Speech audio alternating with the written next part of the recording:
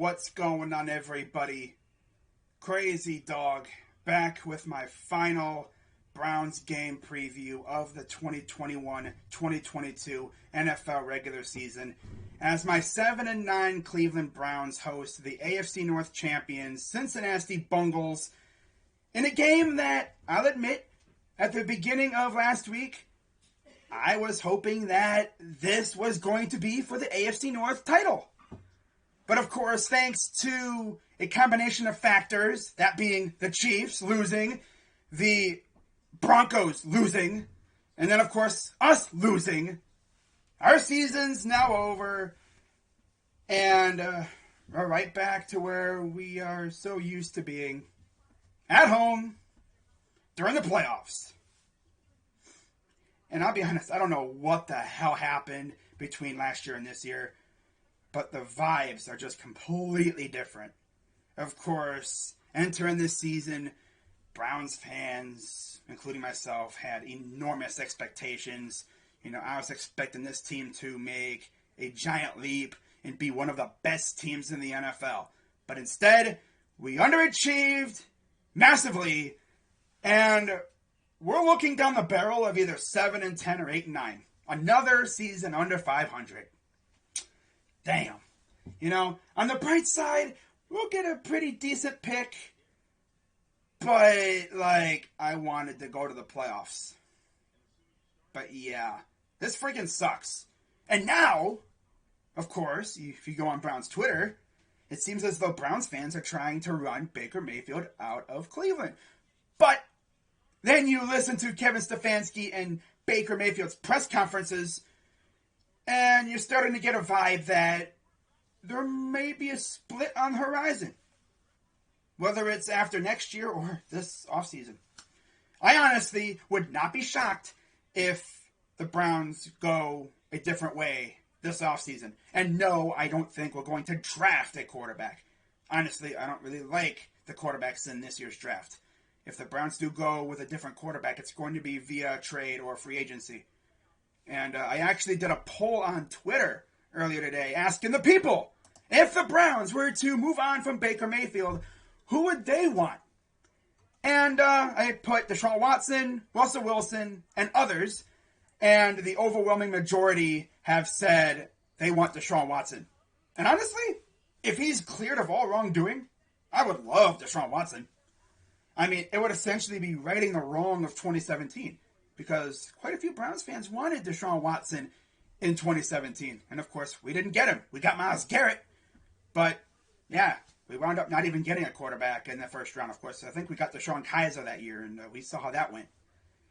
But, yeah, man, if we were to go after a different quarterback, Deshaun Watson would definitely be up there. I mean, you have Derek Carr, too. Russell Wilson would be nice, but would he really want to come here? And, of course, you're going to have those people saying, oh, what about Aaron Rodgers? I mean, we do have Alex Van Pelt, and if you remember when the Packers got rid of Van Pelt, Rodgers was pissed. So maybe we could use Van Pelt as a bit of a lure to bring Rodgers over here if he does indeed leave Green Bay, which, if I'm being honest, he ain't leaving Green Bay. He's got it too good over there. He just wasn't happy with what management was doing. They were wasting his years. And we'll see what they do this year, because they're, once again, one of the best teams in the NFC. Are they going to squander this opportunity like they have so many other times? Or are they actually going to go on a run and maybe win a Super Bowl?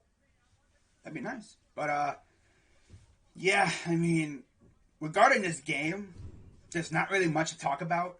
Of course, Kevin Stefanski came out earlier today and said that Baker Mayfield will not be playing and that he is going to be getting shoulder surgery ASAP.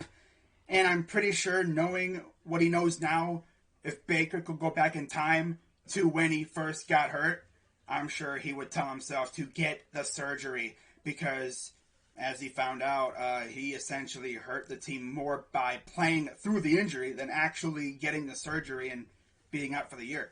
Of course, we have Case Keenum, who is arguably one of the highest paid backups in the NFL, and he's pretty capable. I mean, he ain't no scrub. He would have been able to hold it down. But Baker made the choice to not get surgery and play through the injury, and like I said, he wound up hurting the team more by doing that than he would have if he had just gotten the surgery. And now he probably cost himself millions upon millions of dollars because of it. Because there's no way we're extending him after this season. If we extend him, it's going to be after next season. And he better ball out, because if he doesn't, he gone. I mean, he put himself behind the 8 ball now. You know? And now, of course, Browns fans are going after him. I mean, why wouldn't they? You know, the slander is intense with it right now because of the way he's been playing. Look how many times we've had a chance to win a game at the end. Baker has the ball, and we get nothing out of it. Look how many losses this year have been by less than a touchdown. And how many of those games have we won? Well, that we could have won. None. You know, no Baker Mayfield game-winning drives this year. I know I probably just confused everybody with that last statement. But you look at those losses, 6 losses by less than a touchdown. We were losing in 5 of them. Of course, that Raider game was the lone outlier because we were winning. Of course, Baker didn't play, but instead it was medium-sized Dick Nick, who was actually pretty good. You know, he stayed safe with the ball. He didn't take any risks. Kind of what you want out of a backup, you know? He did pretty good, considering the circumstances. But yeah, we honestly should have won that game. And if you ask me if the Browns were fully healthy in that game, we probably win. And then, of course, he had the Packer game. You know, once again, Baker has the chance to lead us down the field for what would have been a game-winning field goal this time. He didn't even need to score a touchdown. All he needed was a field goal. And he couldn't even get us past the 50. And it just seems like Baker, with the shoulder injury, like, he got dumber and dumber with his decisions. Like, hurting your shoulder should not affect your brain. The throws this dude was putting out there at times had me wanting to bash my head into my computer. Like, I always wonder, what did this guy see? What did he think was going to happen? Like, look at last night, for example. That interception that he threw. The first one. When he rolled to the left. I mean, did you not see the corner standing right there? I don't know about him, man. I don't know. Now all the pressure is going to be on him next year, of course, coming off surgery. And, I mean, if he doesn't ball out next year, he probably ain't going to get paid what he wants. That's for damn sure. But like I said, I would not be shocked if the Browns went a different way at quarterback. I would not be shocked at all. You know? I mean, Baker's my guy, and I'm going to support him as long as he's my quarterback. But just watching him this year, it's like I could just not endorse what he's been doing. I mean, if you've watched my streams all year long, I mean, I was taking shots for Baker, man. I mean, I was supporting him hardcore. But it's like just watching him just continuing to do stupid things. It's like, what are you doing, bro? Like, some of the things this dude was doing. Oh, my God, dude. Like, what went through your head when you threw that ball? There was so many times where I thought that this year with him. Of course, the only game I went to this year, Case Keenum started, and we won. So that was good. So we'll see if Case Keenum can lead us to a victory in the final game of the year. You know, end the season with a W, and then I'm sure Jimmy and company are going to put this team under a microscope, and they're going to make changes, whether it's coaching staff or the team itself. One change I can already tell you is probably going to happen. Austin Pooper, bye-bye. Bye-bye. Dude can't even catch a ball without falling down. I swear. He has to be the most top-heavy tight end I've ever seen. Of course, we signed him knowing that Njoku wanted out, but of course, Njoku later came out and said, "I'm not going nowhere. I don't want to leave. Why would I want to leave?" He fired his agent, went back to his old agent, and now he wants to stick around. And honestly, with the way he was playing this year, I'm keeping him. Because if he hits the market, other teams are going to be lining up trying to get him. Because he's actually really good. He improved in every facet. I mean, he was even better at blocking this year. I mean, the past couple of years, he wasn't a really good blocking tight end. But this year, he definitely improved. I was very impressed with that. But I want to keep the Chief in Cleveland for as long as possible. And a couple other guys who I want to see stick around. This guy, Denzel Ward. Yeah. And Jadeveon Clowney. What was it, 7 sacks this year? The most that he's had since 2018? Of course, Myles Garrett even came out and said he's trying to persuade Jadeveon to stick around. And if I'm Jadeveon, I would stick around. This is the best season he's had in a couple years since he was in Houston with J.J. Watt. If he was healthy the whole season, of course he did miss a couple games due to injury and illness. Who knows how many sacks he would have had? Maybe he would have had double digits. Definitely the best season he's had in a while. And I know if he hits the market, teams are probably going to try to pay him a good amount of money. I think he might have just helped himself secure the bag this year. And hopefully that bag is with us. But yeah, I mean, what's really crazy about this season is that the defense showed out the last couple weeks. But they were wasted. Their efforts were wasted because of a half-dead offense that was led by an injured quarterback and a coach who at times didn't know what he was doing. Granted, he was not like Freddie Kitchens. That dude, after the scripted plays were done, was literally lost. It was just with Stefanski, it was on occasion. Like at times, it seemed as though he knew what he was doing, mainly when the offense was at full strength. But like last night, like why is Nick Chubb not in the game? Like what are you doing, Kevin? Oh my God. But yeah, Kevin and company have to really come out next year on a mission because right now, we're looking like a one-year wonder. And of course, that 1 year was one of the weirdest years in NFL history.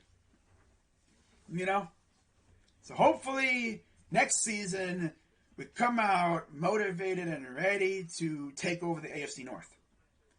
I expect a lot of changes, and it'll be interesting to see what we do. Now, in regards to this game, not really much to say. Baker's not playing.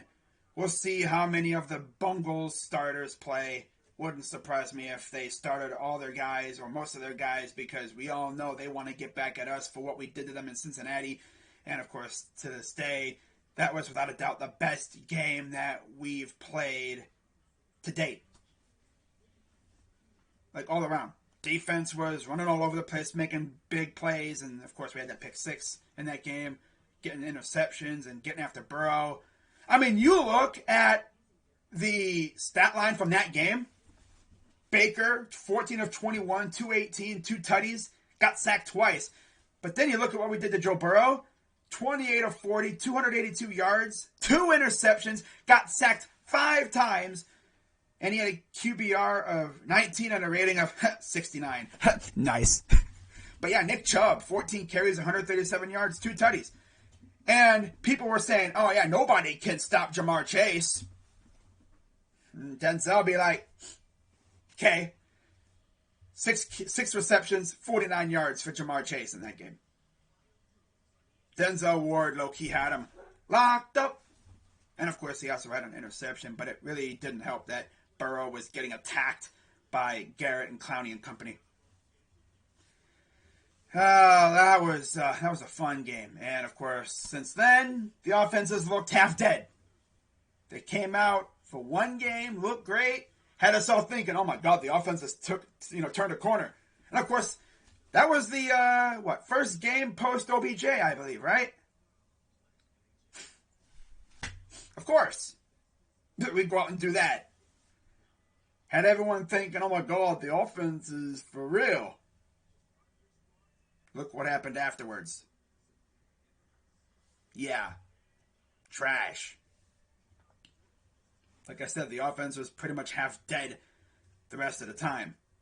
And then you look at what the Bengals have done since that game, and it's safe to say I think we kind of pissed them off because they went out and smacked the Raiders, destroyed the Steelers, lost to the Chargers and the Niners, and then they've rattled off 3 straight wins, beating the Broncos by 5, whooping on the Ravens again, and then beating the Chiefs by 3.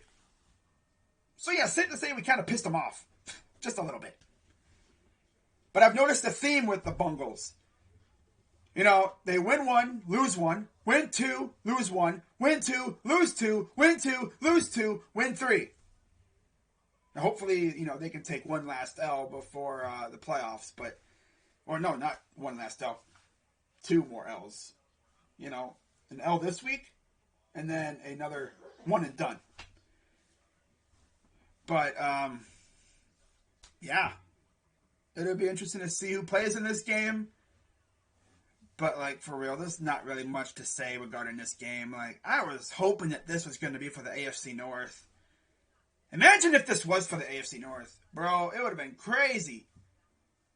But, yeah. It ain't happening. And so, the Browns will still not have won the AFC North, and we have not won a division title since 1989. When it was the AFC Central, I believe. When the Houston Oilers existed. Dang. That's crazy, isn't it? But yeah, 3 keys to victory in this game. Key number 1. I hope you're listening, Kevin. Run Nick Chubb. It's not that simple. It's not that simple. For him, it's not that simple. But it's not that hard. Run Nick Chubb. I mean, come on. Really? It's not rocket science. Run Nick Chubb. RNC. Come on. It's not freaking brain surgery. You have one of the best running backs in the league. Use him. Key number 2. Get after Burrow. Force turnovers. You know, beat him into the ground. Like you did when we played the Bengals the last time. You know? Put him in the ground a couple times. That'd be nice. If he even plays. I wouldn't be surprised if he doesn't play in this game. If he doesn't, we're going to get Keenum versus Brandon Allen. Blah, nice. But anyways, put him into the ground. You know? And then key number 3, again, don't do anything dumb. Stay healthy. You know, be smart. You know, classic stuff. What you'd usually be. And then, player to watch in this game, I'm going to say Myles Garrett, I guess. You know, why not? I could see Myles getting a couple sacks in this game, but we'll see what happens. I guess I could also say Denzel Ward or Greg Newsome if Jamar Chase plays. But I don't know if he will. I'm sure he will, but we'll see. But yeah, my player to watch will be Myles Garrett. My score prediction, I'm going to say Browns end the season with a dub. Because of course they would. You know, I think the Browns are going to win in a close game. I think Keenum does just enough to help us win. And I think the Browns are going to try really hard to go out there and end the season on a high note and then get ready for next year. So I got the Browns winning this one by a final score of, I'm going to say 28-17. I think we score a touchdown at the end to essentially put it out of reach. And then we get ready for the offseason, and it'll be interesting to see what we do. But yeah, if the Browns make any personnel changes, like coaching staff changes, I'll make a video about, you know, the removal of the coach. And then, you know, when we eventually find a replacement for him, I will make a video on the replacement, like I usually do. But with that being said, I'm Crazy Dog 99, and after this Sunday, it's nothing but Cavs until baseball comes back. Hope you're ready. You're going to get a nice, healthy dose of Cavs basketball on this channel, especially because the trade deadline is next month. It'll be interesting to see what they do. I expect them to make a couple moves. if anything, just one move, and it's for a wing player.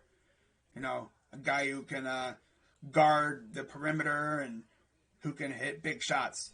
So, see what they do.